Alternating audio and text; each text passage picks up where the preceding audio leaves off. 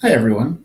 For this particular game, you'll want to have two Splats tiles, and you'll want the QR code with the address for the Unruly Splats website.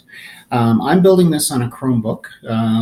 If you have a modern iPad, this will work as well on that, but most of you guys will be using a Chromebook or a computer with a Chrome web browser. In either case, you just simply want to go to ease.olin.edu/unruly, and that's on the QR code.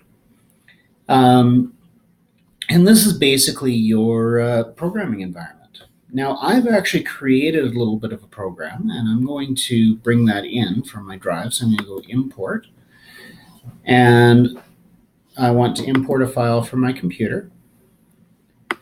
And the file I'm going to choose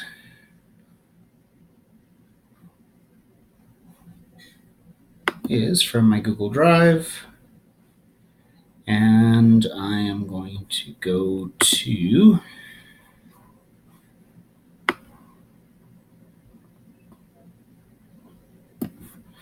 my personal folder. And the file I want is called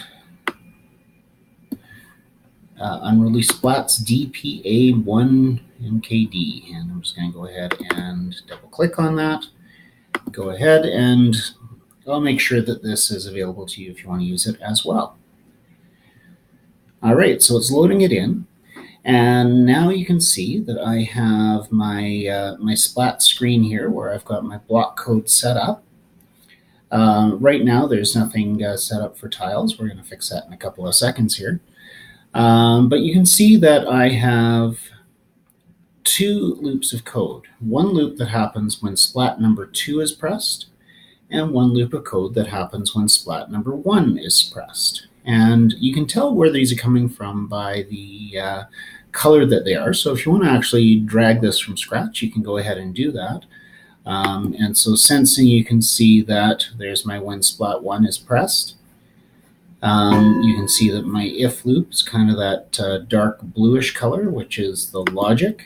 And so you can see if is in there, my condition, etc. So let's go through really quickly in terms of what this is actually talking about. So for each one of these loops, I'm going to say when splat number 2 is pressed, so I'm going to jump on splat number 2. The first thing I want to do is I want to know if the splat's timer is less than 2 seconds. Because the way I'm building this game is when you hit one button, it's going to make the other one light up for 2 seconds, and you have to get to the other one before those 2 seconds are up. That's basically the game. You're going to get a point each time that happens. So if it's pressed, then I want you to light up the splat with the color green, because that tells me that I've won that move.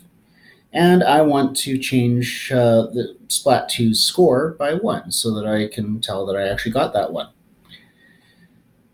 Then, as soon as I hit that, what I want to do is I want to fade the other splat, splat number 1, from red and have it decrease over the space of 2 seconds, which is the time that I have to get to the other one to hit it. Then I'm going to set that timer to 0, and I'm going to start it. So at this point, I have 2 seconds to go and hit the other tile. Now, if I hit the other tile, first thing it's going to do is it's going to see if the timer, just like the first one, it's going to see if that timer is less than 2 seconds. In other words, I got there in time. If it isn't, it's just going to continue on. If it is, then it's going to light splat 1 with the color green. So that means I got there in time, and it's going to increase its points. And then right away, it's going to go switch the other one from red to clear in 2 seconds, and so on and so forth. So the idea is with this little game is that I need to be able to run back and forth, and hit each one before the timer runs out. And you can put your own rules around this, that it's whoever gets the greatest number in 1 minute or 30 seconds, or whatever the case may be. And of course, you can feel free to modify this code to change the rules as well.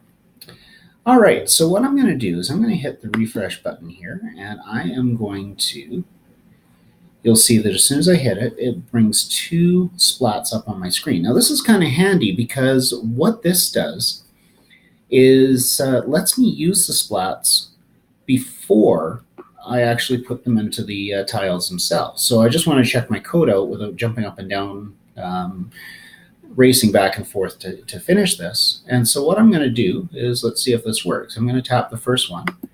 Oh, hey, and look, this one went red. It's over 3 seconds, so if I hit this one now, I'm not going to get a point. But if I get that one before my 2 seconds is up, I get the green. Oh, didn't quite get that one. Oh, got that one. Got that one. And you can see that this is working the way that you'd expect. Now the fun comes in actually making these work with the real splats, these guys. So the first thing you have to do is turn your splats on. There's a little switch on the back. If you see it blinking blue, just tap the bottom of it, any one of these buttons, and that will put it back into pairing mode so that you can actually pair it with your computer. You're going to stop your program, and then with each one of these, you're going to push the BLE button. Now you can see it comes up and it says, hey, there's a splat, so I'm going to hit that one and I'm going to pair it. And now this one is my splat 1. All right. Now I'm going to get the other splat. And the other splat, I'm going to do the same thing. I'm going to push the foot, make sure it's switched on. And I'm going to push the BLE button.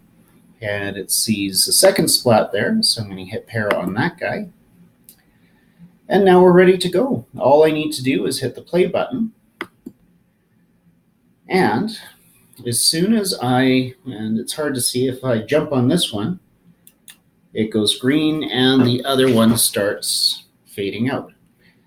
That's, of course, no fun. What you want to do is put them on the floor because these are designed to be jumped on.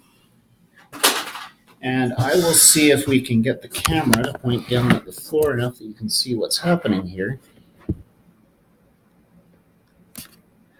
There you go. I'll move them a little bit closer.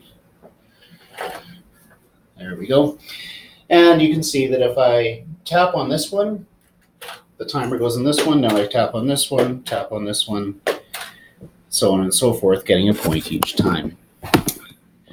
So hopefully that gives you some fun to get started with, and you can maybe start messing around with the code and seeing if any of these games are of interest to you. One thing I will say, though, if you're on a Chromebook, you want to make sure you save this offline. So you can see I've given it the name DPA1. Once you have it named, you do want to push the save button because you do want to keep a copy offline. And you can put that anywhere where you can find it later. Anyway, let me know if you have any questions on this.